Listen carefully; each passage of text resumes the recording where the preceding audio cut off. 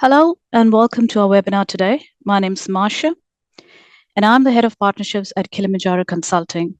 As a part of my role, I am continuously on the lookout for additional tools that provide new capabilities to our customers to help create efficiencies in their businesses. Now, Kilimanjaro has had a long-standing partnership with Focus.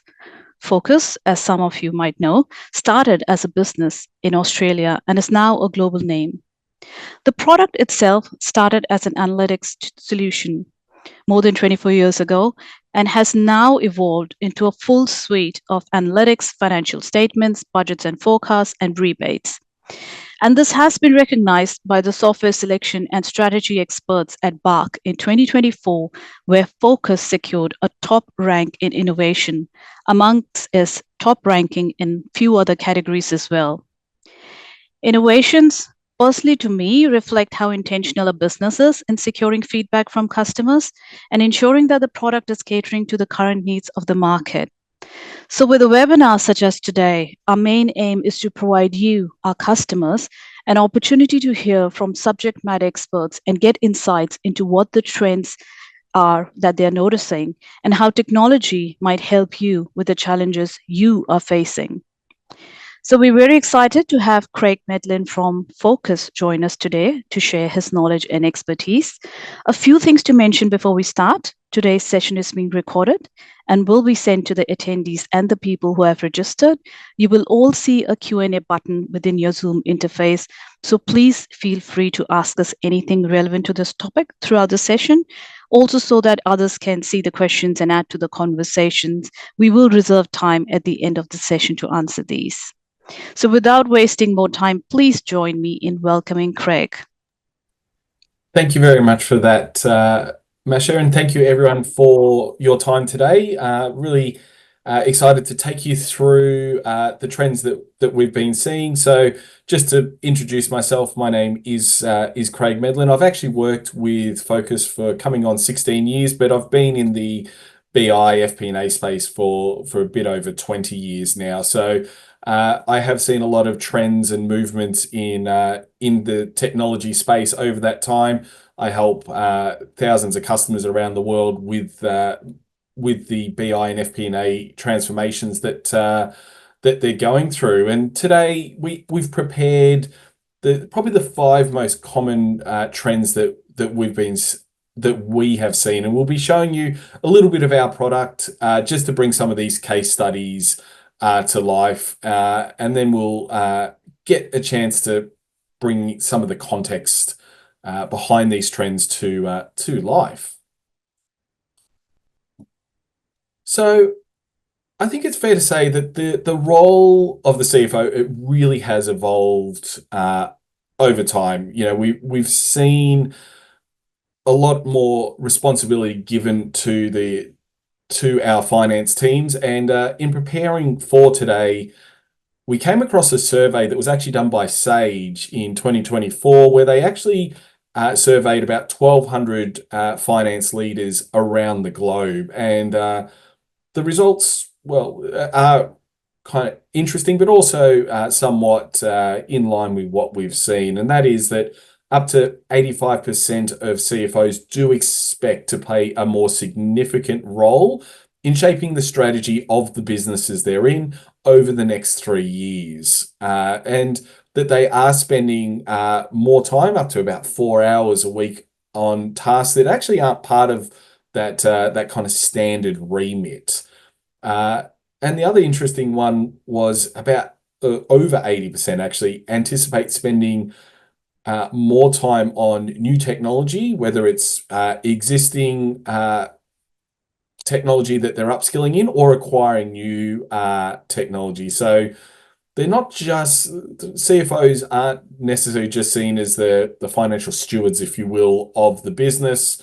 They're much more involved in the strategy or the strategic direction the business is going in, driving a lot more of these transformations, long-term strategies that the business actually has. And we're also seeing that they're becoming a lot more involved in not just the finance side, but the actual operational side of the business. I'm very fortunate to speak to hundreds of Australian businesses all the time, and when I am speaking, I am hearing more and more from the Office of Finance, even if we are having more of an operational conversation. There's a lot more presence from the finance team in those discussions. And this graphic, I think, helps sum that up a little bit, because the finance team, it's a lot of it is becoming a lot more cross-functional, and it's getting harder and harder for them. There's only so many hours in a day, and as you can see in the blue there, that's sort of our typical things that we would often think about when we are thinking about the role of a CFO. But there are a lot more responsibilities being placed on our finance team. So yes, the blues may be our usual suspects, but there is more responsibilities. There's been things around projects, additional non-financial projects, could be things around sustainability. Even for focus as a business, our finance team is a lot more involved in not just the reporting and month-end, year-end type of reporting. We're seeing more and more involvement in our IT team, in a lot of our operational teams as well. So we're going to be asking a couple of polls today, and really just to get your feedback to see how it lines up with what we've seen. So the first poll we'd like to actually ask is, how often does your finance team participate in the day-to-day operations in your business? So is it daily? Is it weekly, monthly, quarterly, annually, or a bit more ad hoc? So just give everyone a moment to pop in some answers there. And it's really just to, if you're not too sure, you can always pick ad hoc, but be very curious to know how often you're seeing these trends. Okay, great. So I can see the results. Thank you, everyone who participated in that, and great to see that it's interesting that it's actually quite well lined up with our results as well. So very similar. 60 to, or in this case, 67% are looking at it daily or at least weekly, and actually as a combined value of at least 85%. This was a survey that was done through chartered accountants recently in a webinar poll, so very similar. And we actually found that they are involved in a daily or weekly basis. So great to see that what you guys are seeing is also what we're seeing in that wider market. So you can start to see why, if you've got your finance team working on not just financial tasks but non-financial tasks, why it's actually quite important or almost imperative for them to invest in new technology and streamline some of those repetitive tasks, or even replace some of those time-consuming tasks with better tools to help them free up that time to be involved in those other challenges that are being presented to them. So that really brings us to our first trend, and this is something that we've definitely seen over the years, and that's planning in your BI platform. So being able to not just have them quite separated, but actually use better tools to plan. And some of you might think, well, why now and not earlier? And that's actually a good question. It's actually because a lot of the time the technology didn't really support it.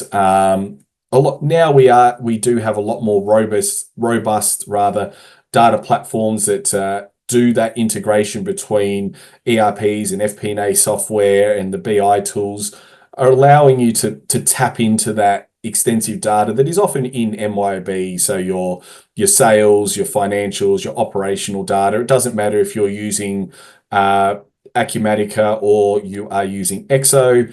Being able to pull all that financial and non-financial data into one place is quite important.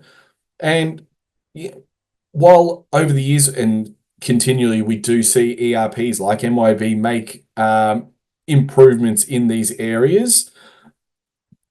They're not a BI they're not a BI tool, so they do have some function, but they often lack some of the flexibility that people are looking for in that intuitive interface to that dedicated tools generally have in that space to go further than just what's out of the box and really get in and expand what you're actually able to get out of your data and how you can make it work for your business, and really bringing that ability to compare actuals to budget to forecast. And we'll cover off some of these when we jump in and show you some case studies later on.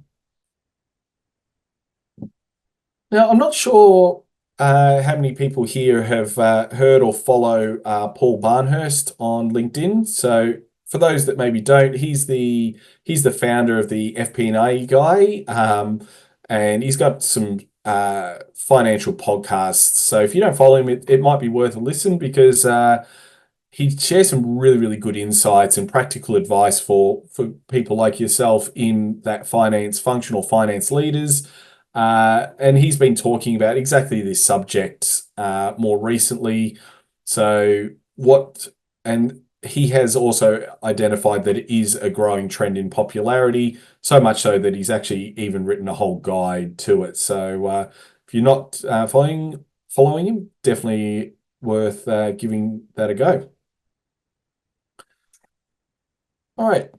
The second trend that we've identified is advanced analytics for planning with accurate data is really, really quite imperative. So it goes really beyond that traditional static reporting. A lot of the time reports are quite static and they don't really evolve very quickly. So they're not always as trustworthy, where if you are using tools or methods to better predict or uncover insights in your data, it really can help guide with some of that more decision making and really move away from that static approach.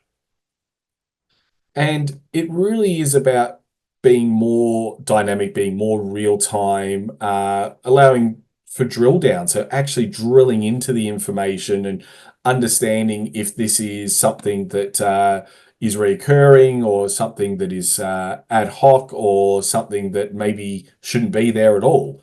So being able to have that ability to drill down into the details, provide insights and commentary on it. There's always a curiosity with numbers, and not always just from the finance team. So particularly if you're widening your planning responsibilities to the wider business, there is always going to be a curiosity with those numbers, being able to provide people with the self-service ability so they can ask those questions themselves. Something I've often seen personally is finance teams are the holders of the FP&A process, and because of the lack of tools that they have, they actually take on all the responsibility for it, and that sometimes emails to sales teams and procurement teams or the warehouse team on what they need in the budget, as opposed to just letting them do it themselves. They don't have the tools to enable that, so they just take on more and more load, and it's just it's not it really stifles their ability to grow and to be efficient in the business. So allowing the teams to be more data driven, to have that ability to ask that question of why, really helps them to stay a lot more agile, get on top of not the reporting as well as the planning, and also helps with that future forecasting. But probably the most important sort of offshoot from this, and that I've seen, and there's the studies that back it up, is there's a trust element that comes out of this as well. Is when people have the ability to ask questions to understand the numbers, there's more trust in what is being presented, and that really falls into planning quite strongly. I can recall a customer that we were talking to actually looking at our FP&A platform and making the comment that I think we can actually get buy-in from for the budget from these various teams, because they actually struggled. They would provide a number, and there was no visibility how that number came about, and people just didn't really believe it. They didn't trust it. They didn't believe in it because they couldn't interrogate it. So they actually saw significant trust in those different parts of the business. Now, our third trend that I wanted to talk you through today is detailed reforecasting. It really is now essential. So it's becoming less and less a nice to have or something we should do, and it is actually becoming something that we just need to be doing more and more often. And it's really because the world we live in at the moment, there is a lot of changes in the market. There's changes to supply chain. Things can change quite quickly that are going to have a real impact on the business. So it's really key to stay agile with this process, making more informed decisions, relying less on the gut feel and letting the numbers support that gut feel in today's environment. And this is where moving out of things like spreadsheets and using dedicated tools for reforecasting, it's a lot less manual. It's a lot less painful for teams to do a reforecast, or it goes to the board and they want to see, a different scenario. Being able to make that easy and not a time intensive task is going to help the business, track, not, make the adjustments, but also track against those adjustments and remove some of that pain around reconciliation and the like. All right, so I'd like to ask another poll, and that is, how often do you reforecast? So it is anonymous. I don't feel that you're being put on the spot so much, but it is. I'd just be curious to know, how often do you reforecast? Do you do it monthly, quarterly, once or twice a year? You never do it, or you have some other frequency that you run to? Okay, that's quite interesting. So the results are most people are doing it once or twice, followed by quarterly, then monthly, and there are some that also never do it. So that's thank you everyone for entering those. That's quite interesting. And I guess it not too dissimilar, but probably relatively close to the results when we did this actually with a set of our customers uh, not too long ago, when we were asking exactly that same question of, how often do you do it? And it's the results sort of indicate that sometimes it can be a rather daunting task. That's why it's not done very often. It can be really time consuming to do. So it's often just put on the back burner, or the team just doesn't have the time to do it. And sometimes that is because it is intensive and it can cause errors. It's very easy to break formulas if you're using a spreadsheet, for example, and breaking those formulas, and the panic it can cause is sometimes just not worth the stress. So, with a true dedicated system, users can actually, introduce more frequent forecasts, so move more into that monthly or quarterly, depending on the business requirements, and being able to make those adjustments and trying to do it manually, it's just not as easy. So in a proper BI tool, you are going to have a more dynamic approach to it. You'll be able to collaborate. So we'll touch on this today, where introducing collaboration to this can be really, really valuable. It shouldn't all fall on the poor finance team's shoulders to do this every single time,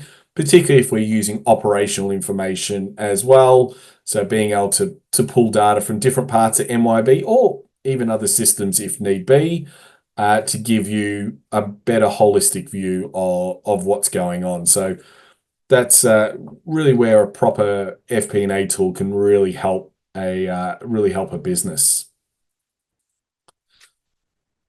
Now, our fourth trend that we've seen is the automation of tasks for strategic focus, and really, that first word's the most important thing, the automation, being able to introduce automation. So if we sort of circle back to the start of the presentation where we were looking at what is in the CFO's remit and what extra tasks they're being asked to take on, you can start to see why automation really is something that it's not a nice to have, it's a must have these days, because the finance team's being asked to be more strategic, to be involved in areas outside of that traditional finance, those financial processes. But those tasks, they don't go away. They still need to be done. So more automation we can bring in to remove some of those manual processes, stop people being bogged down, is going to allow our finance team to be more across the business. So automation is really, really key to that. And I know when we talk about automation, the first thing, at least for me these days, is we think of things like, artificial intelligence or AI. And while there's been massive improvements in AI, a couple of years ago we weren't talking about AI at all, and now it's in a lot of our cases in our daily lives. So it's made some massive improvements in how well it actually works, but it is also starting to become more and more relevant in business.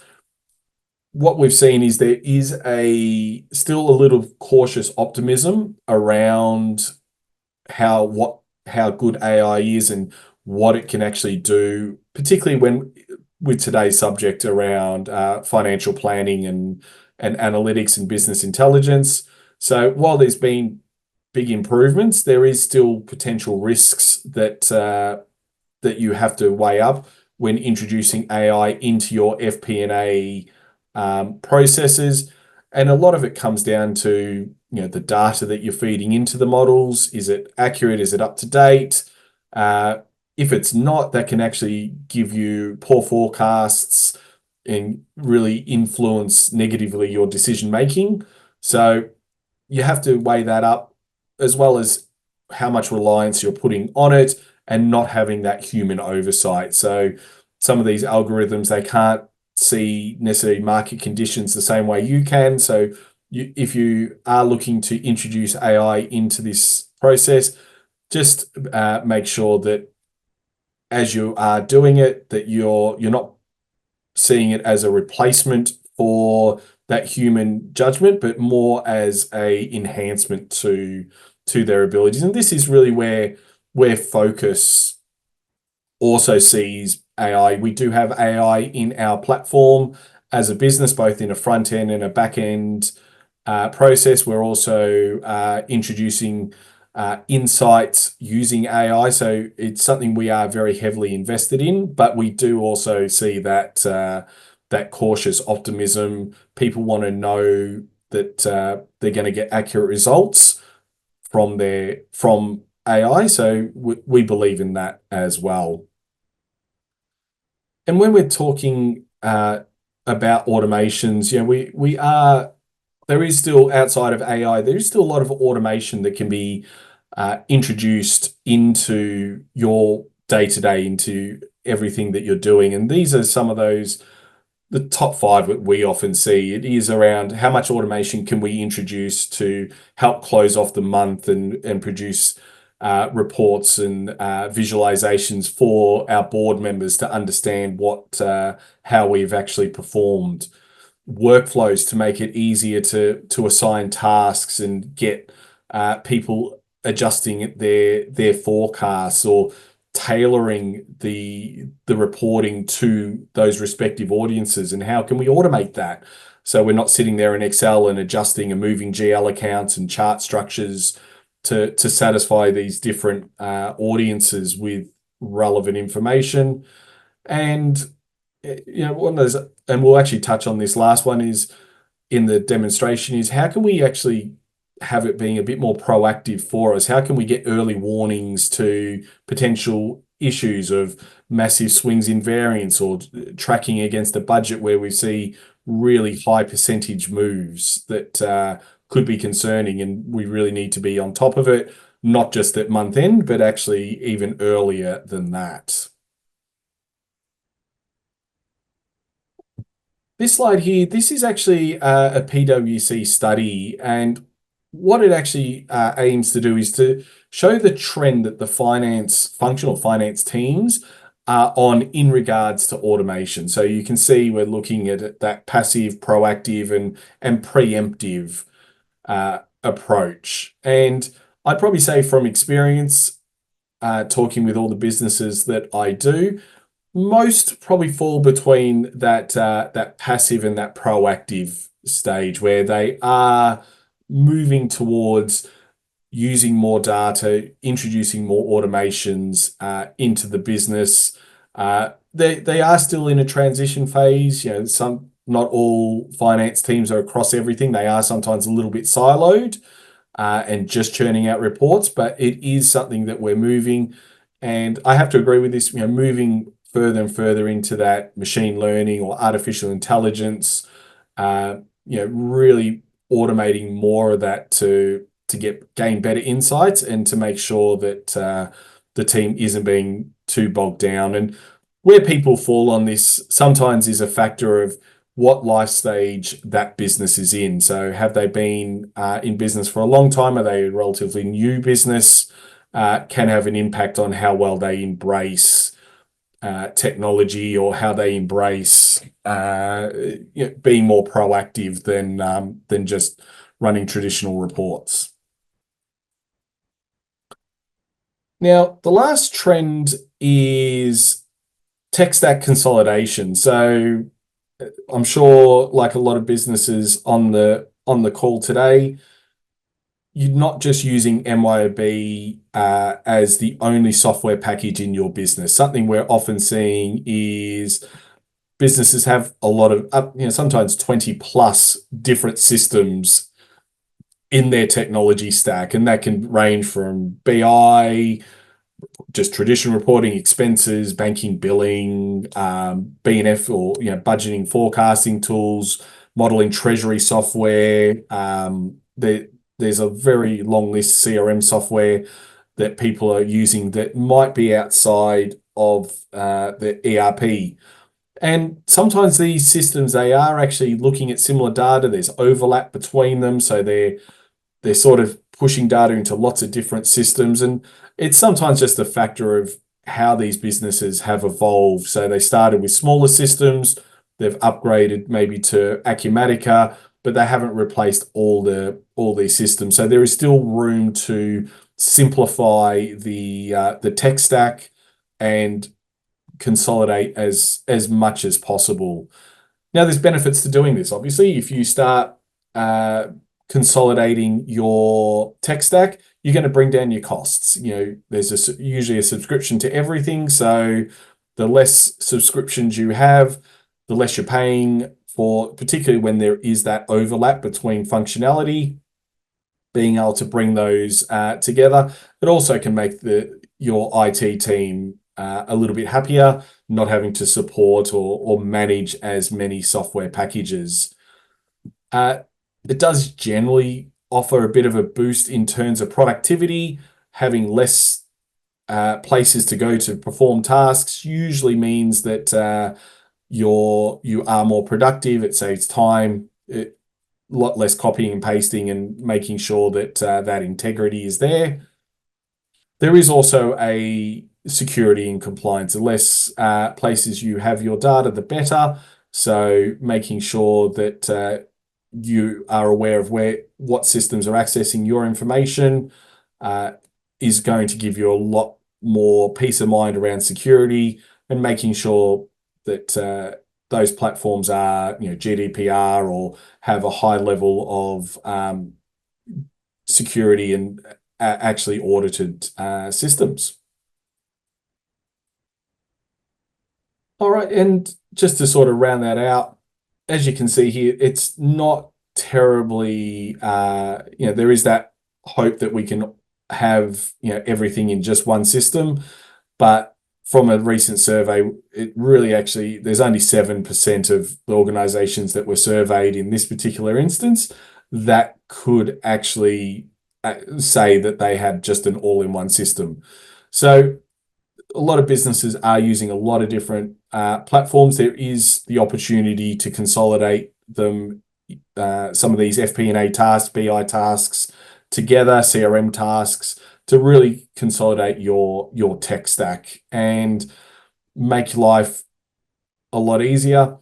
It's also quite surprising, or not, maybe not terribly surprising, but it's really good to see that a lot of organizations are making that transition to more cloud-based solutions. So up to 69% of organizations that we spoke to have implemented cloud systems versus that more traditional on-premise. So from our perspective, Focus both supports on-premise and cloud, but we are seeing more and more people using cloud systems as opposed to purely just relying on on-premise systems.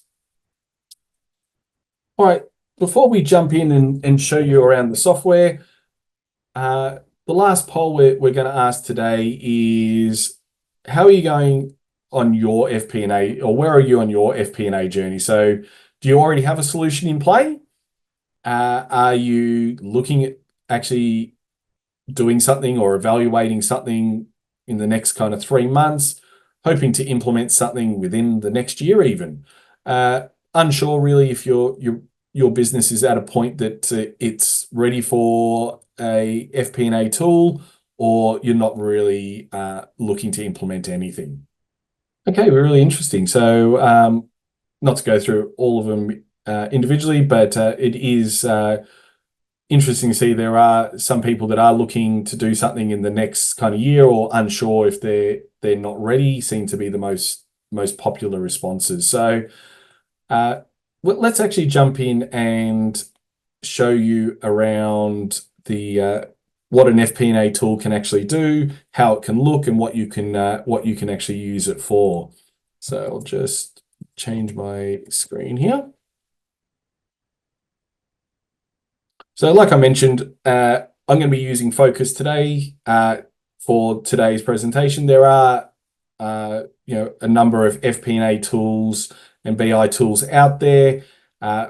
So you can always make your own decisions on that, but hopefully what you'll see as we go through today, and demonstrate what Focus as an FP&A tool can do, you'll start to see really how important things like ease of use, being able to have an all-in-one platform, and what it can really mean for your business.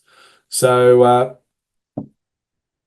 Focus, just to introduce the platform, it is a cloud-based application. As I mentioned, it doesn't matter if you're using an MYOB on-premise product or an MYOB cloud-based product, you are able to utilize this. It is also a multi-source system, so when we're pulling data from multiple systems, because it's not always in one, you're able to bring that and consolidate that in here. So really the first trend we spoke about was planning in a BI platform. And so what I've got here is a dashboard where I have a number of financial metrics that I like to look at. You can set these up as you see fit, but just for today's purposes, I'm tracking and wanting to inform my users around how some critical KPIs are going, sometimes against budget or against forecasts, and others maybe against last year. So we can see things like cost overruns, or how did we budget or forecast to be have profit at the level that it's at, and if it's not, do we need to do some further investigation? We may also want to know things like non-financial information. So we was talking about tasks outside of finance, and that might be helping the business understand, what's the profit per customer? Are we going in the right direction? Have we actually seen a decline in how profitable we would average our customers to be? Or have we been adding a lot of staff and it is affecting our profit per employee? Or maybe we are actually interested in those numbers and drilling in a little bit and understanding what's actually driving our business. Now, we might like to be more in the numbers. I'm more of a numbers guy, but you may also be more of a visual person. So being able to automate some of these tasks. But in my case, I might be interested in this cost overrun against budget and to forecast for my office expenses. So I might want to actually drill into this and say, why did that happen? Is there something I should be worried about? And is this something I need to potentially adjust future plans for, or is this an anomaly? So at the moment, I'm looking at my profit and loss.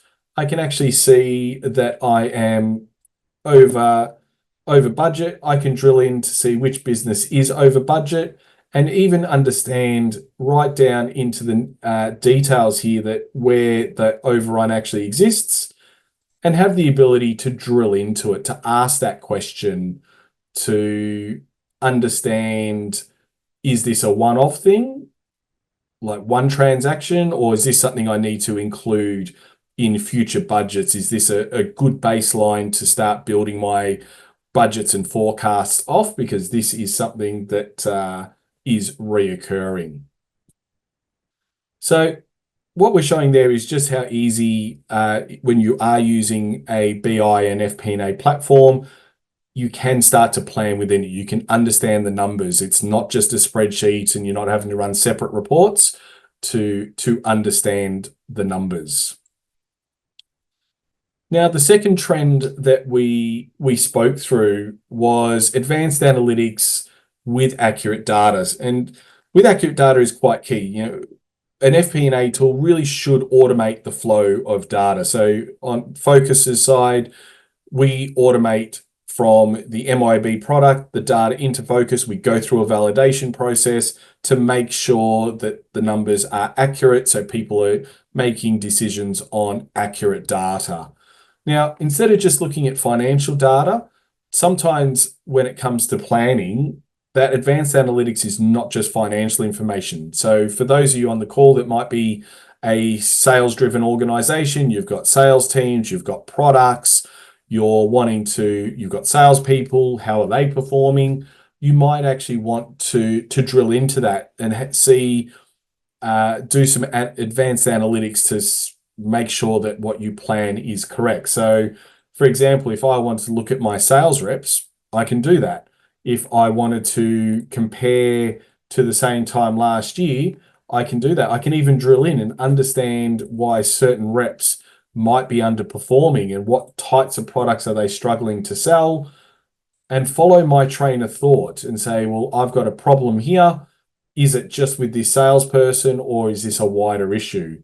And I can start to see, even by sorting this, that I do have, well, it's not everywhere. I do have some concerns with some salespeople that have actually even stopped selling this. So when I'm planning or I'm reforecasting, I may want to use what's actually happening to adjust those future plans. So being able to dive into the data, provide users with an easy interface should be imperative. And as you can see at the top here, we've also got some, we won't have time today to go through it, but we do actually have some AI functionality to even help those less experienced users or those users that are rather scared of technology. We do have some native language functionality to ask these kinds of questions.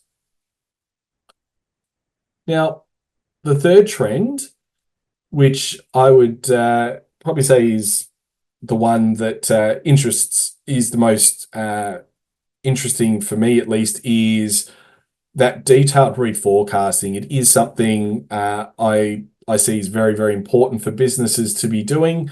It's something I repeatedly hear is something we'd like to do more often than what we're actually able to do it at the moment.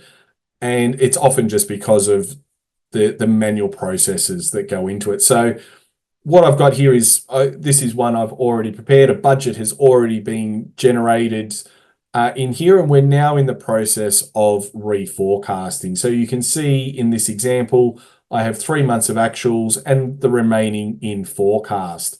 It is that same financial structure we were just looking at from the BI component. So tying all these together means that I can now see those office expenses like I was picking on earlier.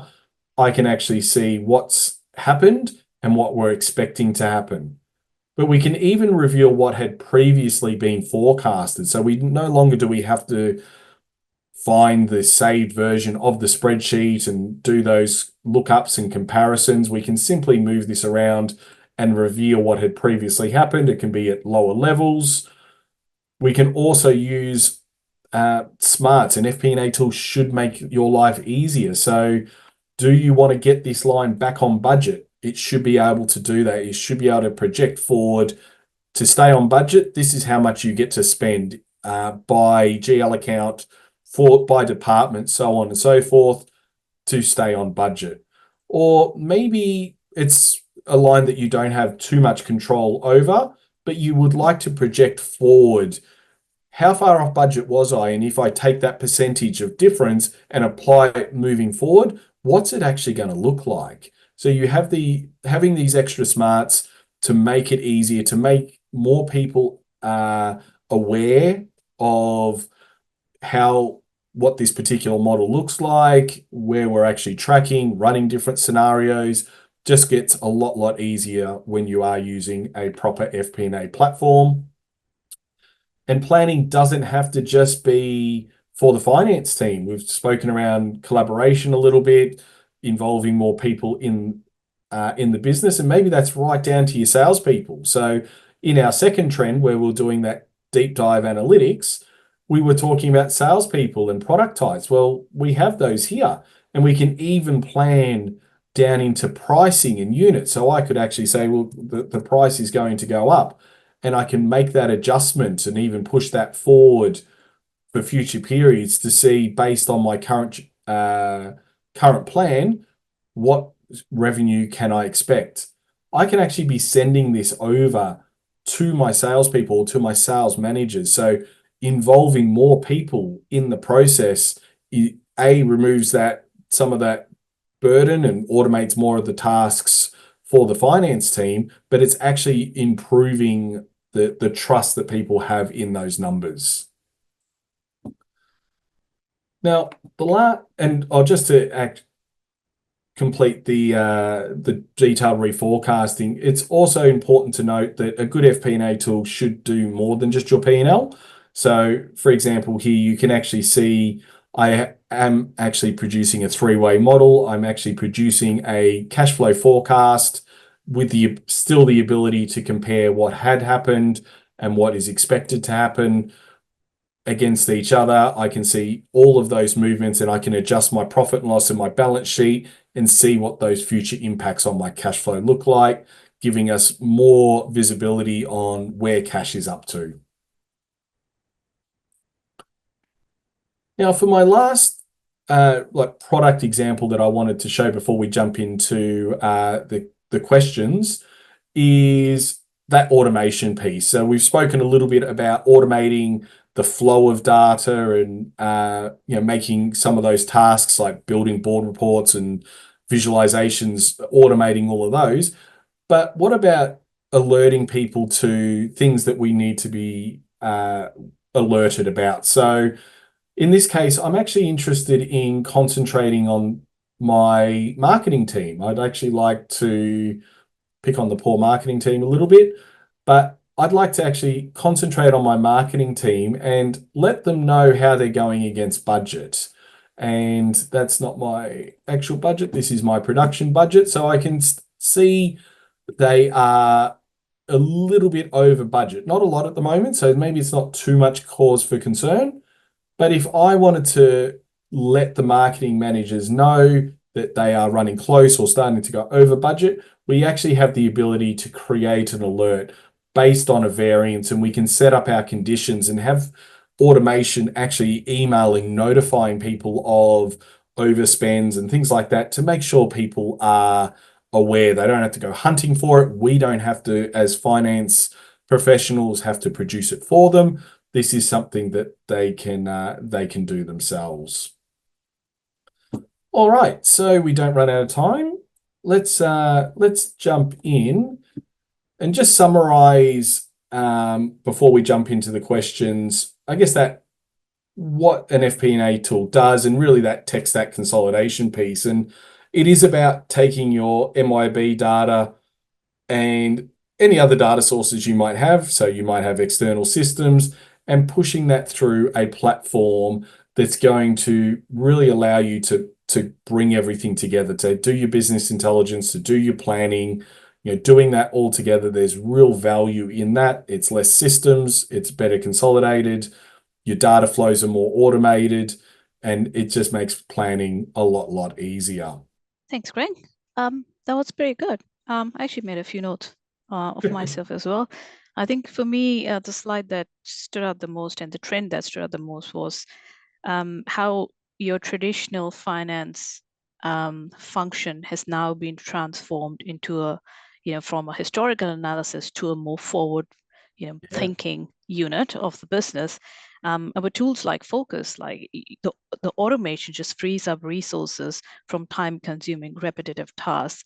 And that time then gets used towards all of these important things that are forward-facing that helps you make sure you are planning as to what direction you want to take your business into. And the fact that it's not just limited to finance, like from your CEO to management to any other function in business, you're looking at one source of truth. And depending on your nature of business, whether you get data from ERP or a WMS or any other tool you're using, it's one source of truth, and everyone just collaborates based on that. And your time hunting for information, which at times doesn't match up, you just do away with all of those problems. And I have seen AI and ML, and I must say, like personally, I used to also struggle quite a bit. Like if I need some information, I have to go to a person to say, hey, where's this data coming from? Can you show me? Whereas this just makes you so much more self-reliant because you could drill down as breadcrumbs into, here's where the source data is coming from, and use AI functionality to, type in queries in natural language and get the results. So that to me, I think is just pure gold in terms of creating efficiencies. So that's great. We do have quite a few questions. So in interest of time, I'm gonna keep quiet and just move on to the questions. Go for it.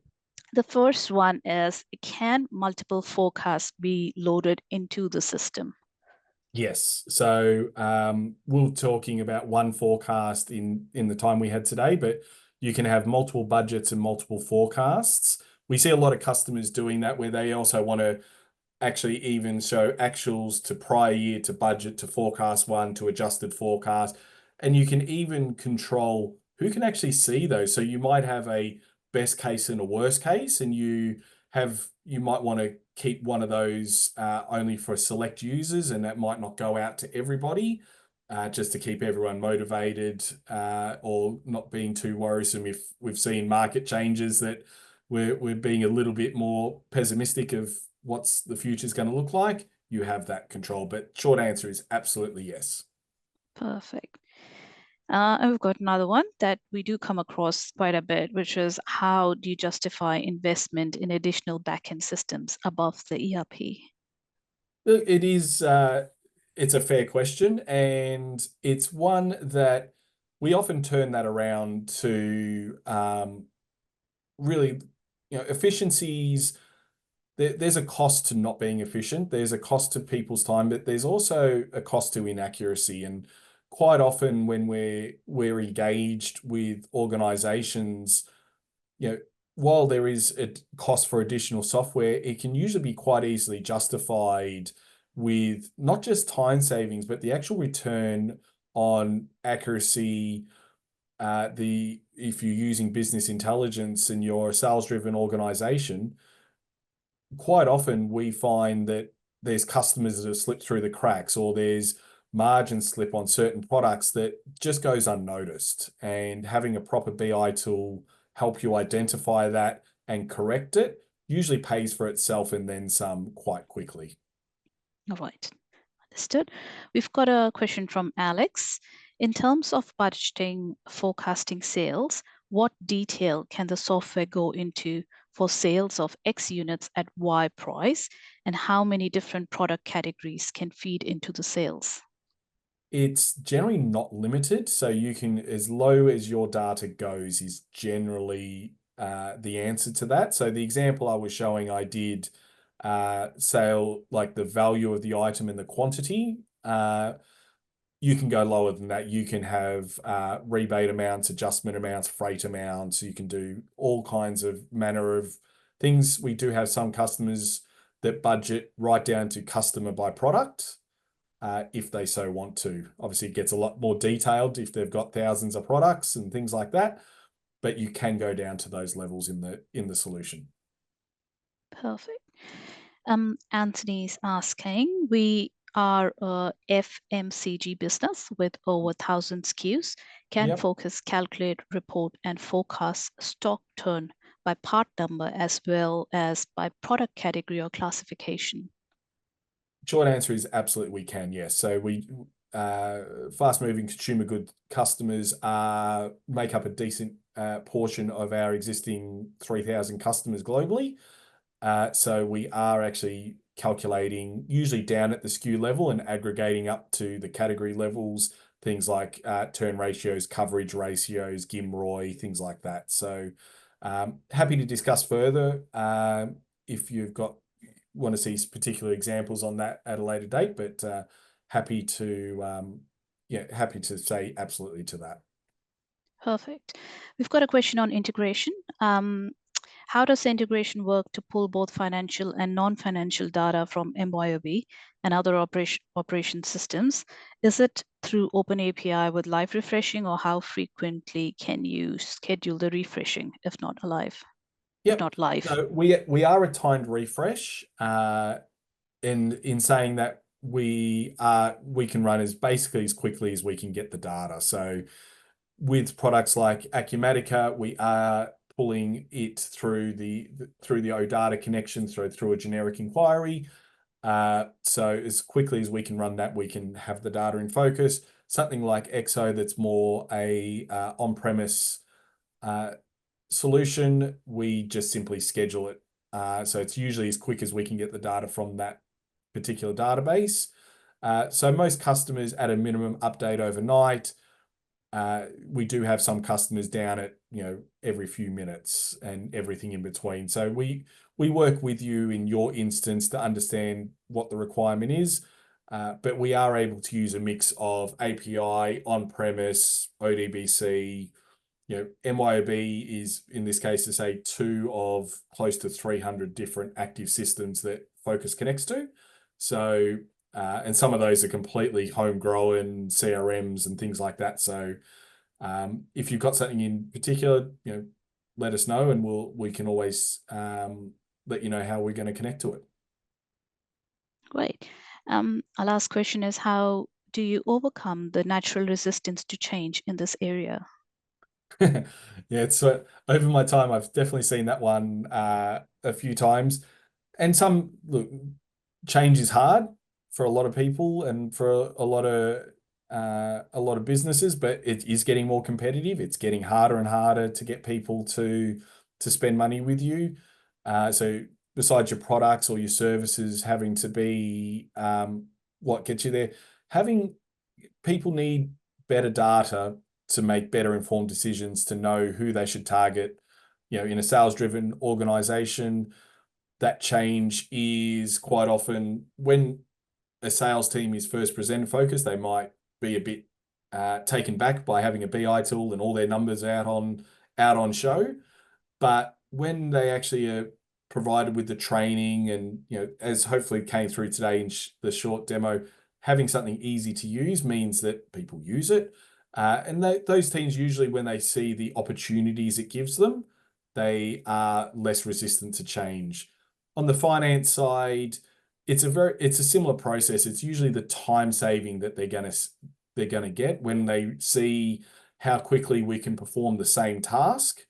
and give them the same or better result in a fraction of the time. And that actually adds a lot of, and they can see what extra value they can bring to a business. That's where they see the win. Well, that's great. Thank you so much, Craig. I think that's it for questions. If you do have any further questions, for those attending, if you would like us to arrange introductions, if you want to go in for a demo, please reach out to your Kilimanjaro account manager and we can help arrange these for you. We look forward to continuing these conversations. Thank you, Craig, for your time today, My and have pleasure. a good rest of your day, everyone. Thanks, everybody.